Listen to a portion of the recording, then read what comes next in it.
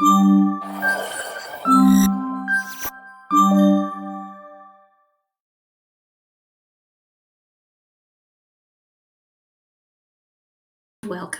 In this video, we're going to take you through some of the more advanced editing options available in Canva, a free-to-use online graphic design tool.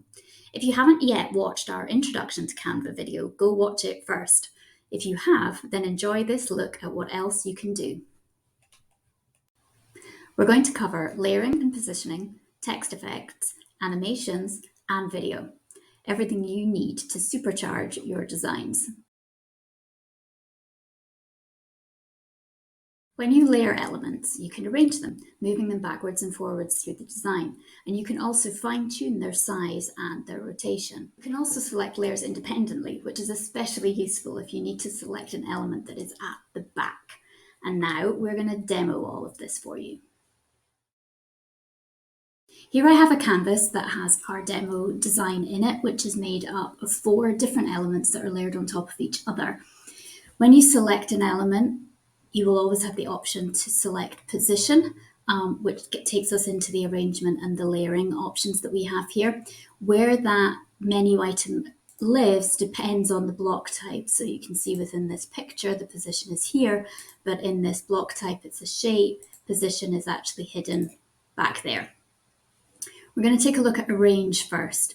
Arrange allows us to move elements backwards and forwards. So we have this block, which is pretty close to the front. It's the second layer in at the moment. The demo is over the top of it. We can move it right to the front, and you can see that we're now overlaying the words, or we can move it backwards. And depending on how far back we take it, you can see that we can bring it all the way to the back and all the way to the front. We'll move it back to where it was before. We can also use this area here to align elements. So because we're in a range, we have a few other things that we can do here too. So we can take elements and put them to the top, to the middle, to the bottom. I'm going to undo that and put it back to where it was.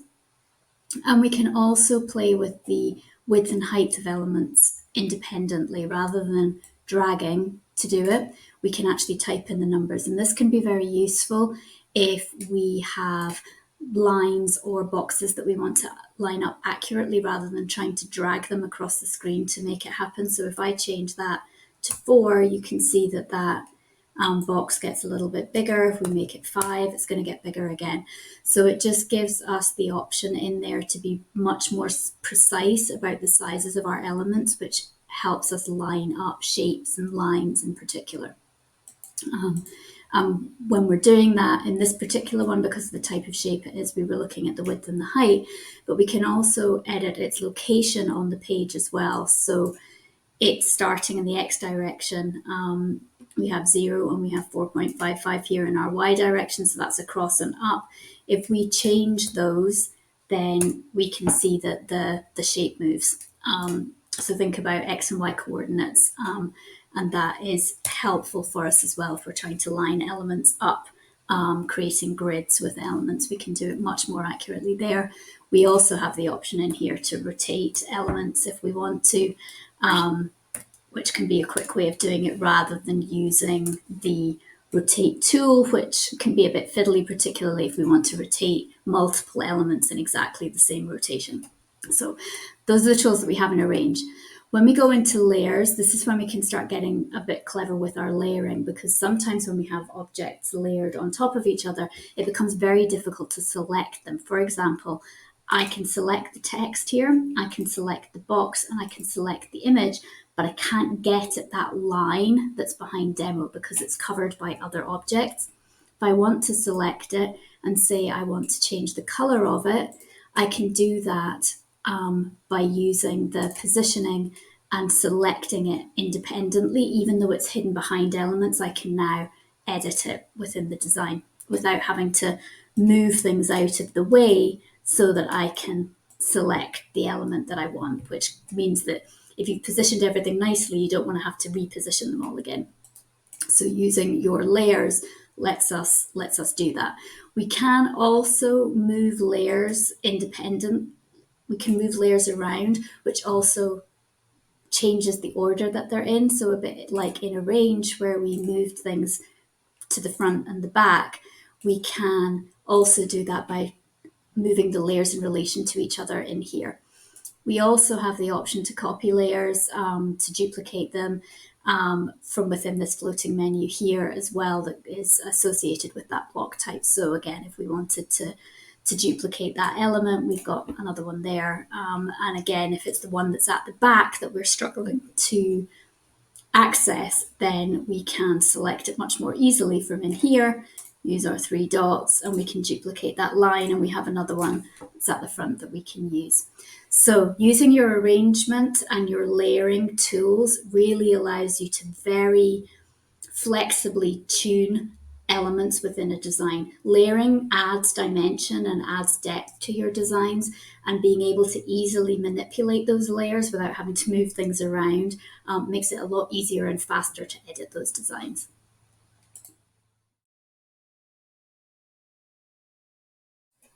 In addition to simply making text bold, changing the font, changing the color, we can also add effects to text, things like shadows, outlines, and curves. Within each of these effects, there are a set of modifications that you can make to alter the feel and the look of those effects, and they vary from effect to effect. And I'm now going to do a quick demo that will show you how you manipulate each of these different text effects. I'm back in my demo project, and I have already added a text box that we're going to use to demonstrate the different effects that we have available to us. I'm going to select the text box, and then I'm going to select effects from the top menu bar. And that brings up all the effects that I can use. Now, each of these effects has things that you can modify within them to change the nature of the effect, change colors, change the intensity, etc. And we'll look at that as we go through each of them. So first up is shadow. As you'd expect, this casts a shadow, but from the word, and we can change the offset of that, make it more visible or less visible. We can change the direction of that effect. We can blur it, so we can make it less harsh. And we can also alter the transparency of it. So we can create some quite nice effects there. And we can also change the color of it, which can make it potentially more visible. Certainly when you're using black and gray, it can be quite subtle. I am going to now duplicate that so we can test the next one. The next one is called Lift. It basically adds a glow behind the text, which you can't really see there. You might be able to see it's a grey kind of glow behind the text there. If we change the color of that text, we start to see the grey a little bit more in the background there. It's a very subtle effect, a subtle glow behind the text. Let's duplicate that again and go back into effects. Next one is called hollow, and as you'd expect, the text is hollow. With this one, we can change the thickness of the line, so we can create some quite nice lettering there. It works quite well if you use it in conjunction with solid text to pick out certain words. It's quite a nice effect. Next up, we have one that's called splice. It's essentially shadow, but with hollow text instead of solid text. And so it has the same things. We can change the offset of it, we can change the direction, and we can change the color of that shadow in there. Right, so the next one, and let's just duplicate, let's duplicate that one again so that we can do the next one, and we'll go back into effects. Next we have outline. I'm going to very quickly change the color of the text there to make it a little bit more obvious what we're doing here. Sorry, I clicked outside there. Again, we can change the thickness of the line outside. If I change the color of that to black, you can probably see that even more. Again, depending on your color choices, you can create some quite nice effects there. So let's duplicate that one again and see what's up next. Okay, so that was our outline. So the next one is called Echo. It's basically multiple shadows.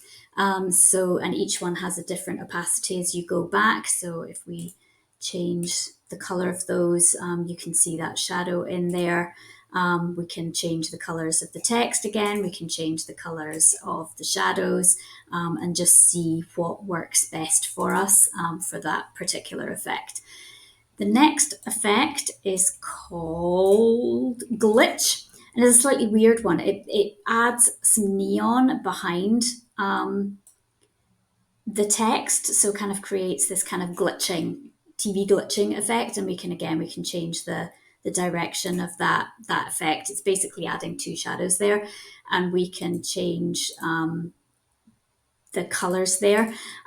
It's a slightly weird one. You need to be a bit careful with it depending on the color choices that you're using there.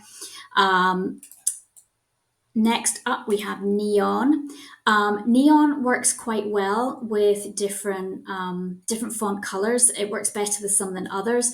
So if we look at red, we get that. If we go and we look at a yellow text, it can be quite effective used in sort of small doses to pull out text. What actually works quite nicely with the neon effect is actually to put a, oops, let's grab that, to put if you're using it on a dark background and you use a color or white on our text, oops, it can actually work quite well to pull out text. So you're doing an event flyer or something like that, and you really want to make some text pop, then that one can be quite effective. Okay, let's go back in here and we're going to duplicate that again. I'm going to turn it black again and go back into effects and take that neon effect off. Last but not least, we have background, and for some reason it's defaulting to a very vibrant yellow at the moment, so let's go and change that back to one of our brand colors. We can change how round that box is, so we can make it square or we can make it round. We can change how large the background is in relation to the text, and we can change the opacity of the background as well. So again, that's a quick way of adding backgrounds to text. The last one I'm going to show you is, let's get back into effects there. Let's check that we've done them all now. If we go into shape, this allows us to make text go around. So if we take the background off that text, take it to none, we don't like that bright yellow, we can let our text follow a curve. And if you imagine that you have a design that has, say, something circular in it, whether that's an image or a clock or just a shape, and we want to get the text to follow that curve, we can match the curve of the effect to the curve of the object that we're tucking around, and we can, rotate that text so that so we can create some quite nice designs where you have text going around an object. So there we have it. That is all the effects that are in there. I would say that some of the effects are nicer than others. I think that used sparingly, they can be very effective. I wouldn't suggest using them for all of your text, but I think certainly that they can add a dimension to your designs that kind of makes certain words pop and gives it more depth to your designs. Much like text effects, there are lots of animation effects that you can add to both your text or to the individual elements on your page, your shapes, your images, etc. Again, much like the text effects, there are things that we can do to modify the effect slightly. Unfortunately, some of these modifications are for pro accounts only, but we are now going to take a look at each of the animation effects and what you can edit within them. Back in our demo document here, our demo graphics, I am going to look at animating some text here. Most of them are as you would expect them to be. So rise, your words rise, pan, they come in from the side, fade, they appear, pop, they pop, wipe allows you to kind of like roll the text across, breathe, they expand slowly, baseline, they come up from a line, drift, we come in a little bit more slowly right from the side and then disappear off the other side. Tectonic is a bit the same, it just shakes a little, I think. Typewriter, as you would expect, it writes out the words.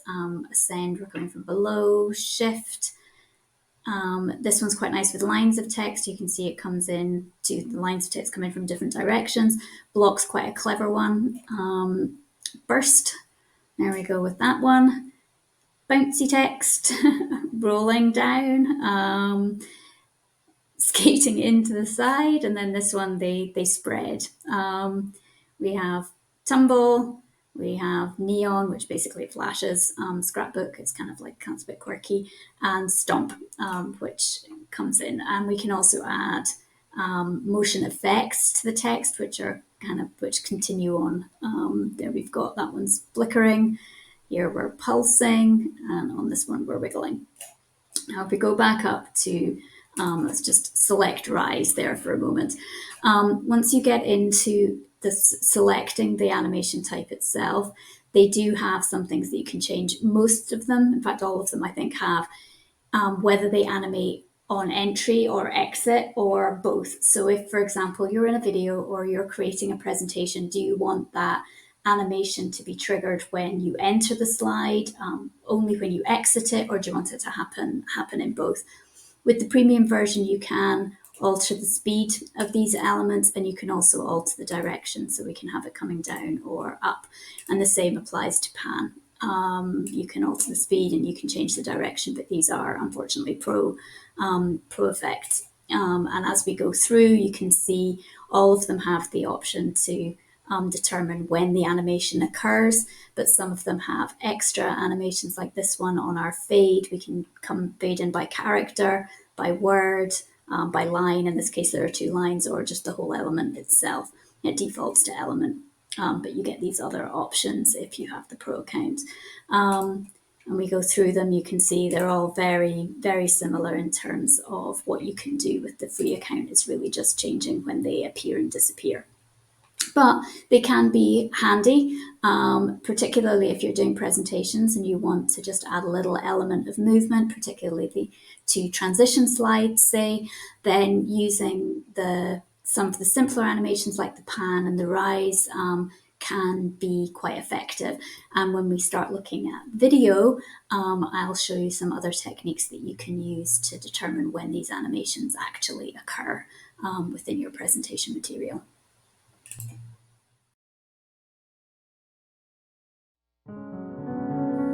You can create videos using animations, video clips, and audio. And here is an example of a reel that we made for Instagram.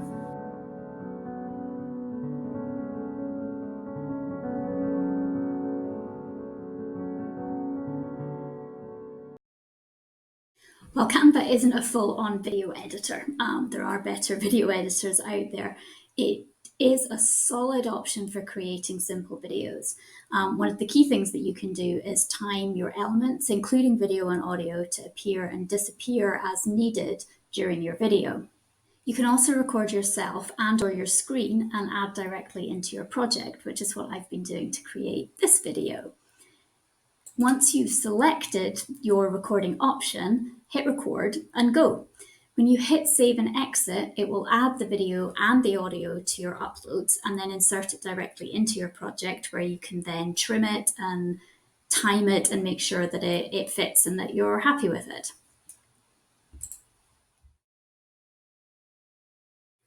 Right, now I'm going to create a very simple video. I'm going to animate some elements and I'm going to set some timing on them and create a dynamic slide for, say, a presentation or a longer video. First thing I'm going to do is I'm going to select my background. I'm going to select animate and I'm going to have that pan in from the side. Then I'm going to select this and it would appear to already be panning. So we're going to pan that piece of text. This one though, I'm going to change to wipe so that it's writing the text. And I'm going to do wipe on these ones as well. And then this group here, I'm going to make sure that I'm selecting the whole group and I'm going to have that rise. Okay, so now I have all the elements on this page are animated, but they're all animating at the same time. So now I'm going to show you how you can set timers on that to have things come in at different points of the video. So if we right click on our canvas, we get this option here called show timing. That brings up this here. Now that allows us to, I'm just going to make this whole slide a little longer. We're going to make that 10 seconds. So each of the elements within the design have a timing set on them. And as you can see, they're all set to be there for the full length of the video. So the first thing I'm going to do is the background. I want to keep there the whole time. I'm going to have it just pan on enter. I'm going to leave it at that.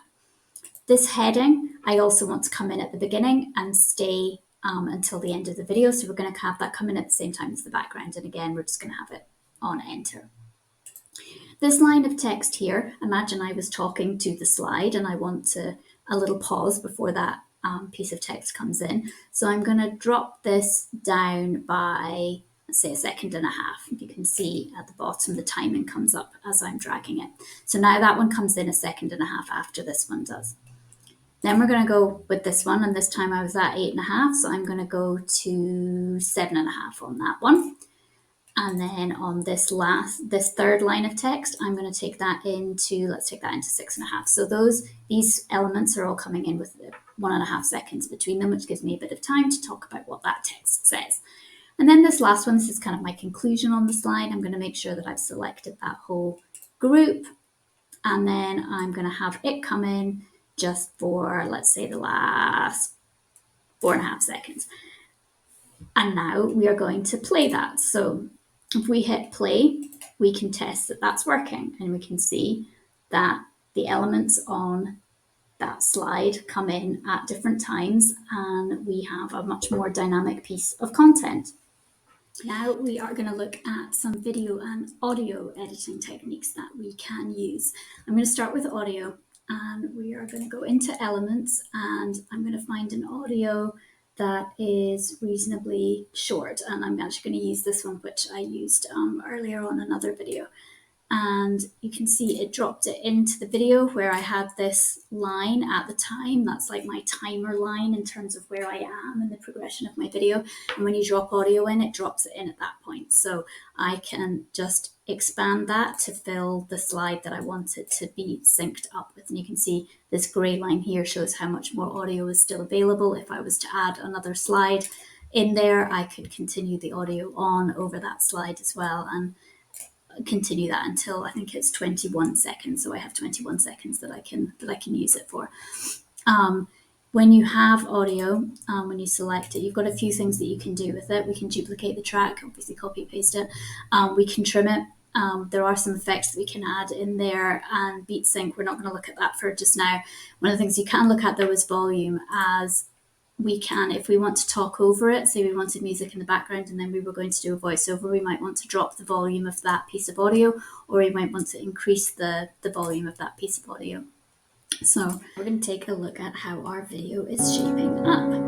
So our headings come in, then we have our lines of text, and then our conclusion at the end of the slide, and that's all looking good. Now you might have noticed that I had a transition in there. I snuck a transition in there.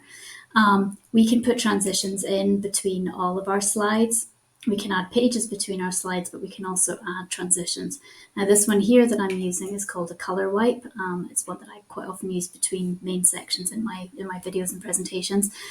There are lots of other transitions that you can use. We can use dissolve. We've got slide, circle wipe, color wipe, etc. If I drop something into this slide, so the other thing we want to show is what happens if we drop video in. If we look at that transition now and look at different transitions, you can see as we move through there what those transitions might look like. Some of them are nicer than others, and really it's a personal preference of what you want to do, but again, it can be a nice way to just break up your presentations, either with a simple dissolve or with something more like a color wipe or something. Video, we edit, we can edit in a number of ways. If we select it on the canvas, we can edit the playback length on it. So say we didn't want 15 minutes of that video and we only wanted 15 seconds of it, we only wanted 10 seconds of it, then we can crop that down in our playback, and our slide will auto resize, like the timing will change in line with that. You'll notice that sometimes it drops down a little more. It tends to take a couple of tenths of a second off when you add transitions in, because the transition overlaps the end of the slide. So if you have any if you're talking at that point, it can cut you off. So you need to be a bit careful with your timings there and how those slides coordinate with each other. Now I'm now going to show you a few other little tips and tricks when it comes to combining videos and photos and text to create some clever little effects in your videos for your social media, for presentations, however you want to use them. So first up, we have this one, and I'm going to just hit play on that so that you can see what's going on there. I'm going to make that slightly smaller. So how we built that. This actually has a photograph in the background. Earlier, I showed you all the animation effects that are available for text and for graphics, for images. But if we have photos in there, we get some extra effects in here, and one of them is photo zoom. So it works very well with things that have a path leading you into the center of the image, and we can just set a zoom on the photo, and we don't actually need a video in the background there. Here, the search bar is just a graphic. I searched in elements for a search bar and dropped that in. And then the text, I've set an animation on that of typewriter so that it looks like I'm typing into the search box. But let's learn how to code with an image. And there we have a very simple video that took me literally a couple of minutes to create. If we look here, we start getting a little bit more clever, and I'll play this one. And what we have here is we've got a video in the background, and the easiest way to show you this is to go into the layers. So we have the video playing in the background. I then have an overlay that's making that video look a little darker so that it's kind of faded out in the background. I then added a frame and added the video into that frame as well. And then obviously I added the text on top of that. If we look at how we constructed that, I'm just going to delete that out of there for a second. So that's just a simple frame. And if we go into elements, it's one of your frames, and you can drop video and images into frames very easily. We've looked at that before.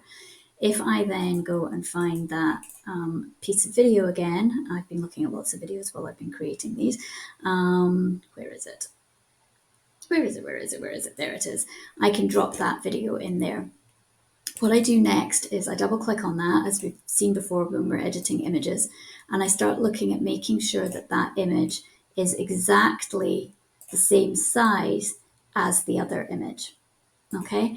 And I make sure that I position it in the same place so that when I click out of that and I hit play on that, the videos line up. So now I have a popped box of color video with the rest of the video faded out in the background. The next one I'm going to show you is this one, which is very similar, but I quite like this idea of using like letters and layering words over video and putting the video inside the letters in a pop of color with the rest of the video kind of faded out in the background. So that's what I did here. So if I hit play on that, you can see the video of the C is faded out in the background, but the woman in the green is popped out in the D. And if I was doing this, I'd probably actually look at creating this and having demo written across it for this video, and I'd drop the video into each letter. And similarly to how I did with the frame, I would then expand the video within the letter to make sure that it matches the video behind exactly, so that when I hit play, they line up and I've got my video playing in the words with the faded out video in the background. Canva is a fantastic tool, and it's a lot of fun to use too. You can use it to create all of your graphics, whether that's for business or personal. You can also create lots of animations and videos in there very easily. It's incredibly versatile, and all the templates help massively, as these can teach you how to do some of those more advanced techniques by using the template and working out how they did it. Using some of these more advanced editing options really does make creating your designs faster, and it's much easier to get the results that you're looking for. Hopefully this video has given you a good flavor for some of those more advanced editing options, things that are available to you. We've really only touched on the surface of some of them, so look out for some more content coming in the future where we delve into some of those things in a little bit more detail.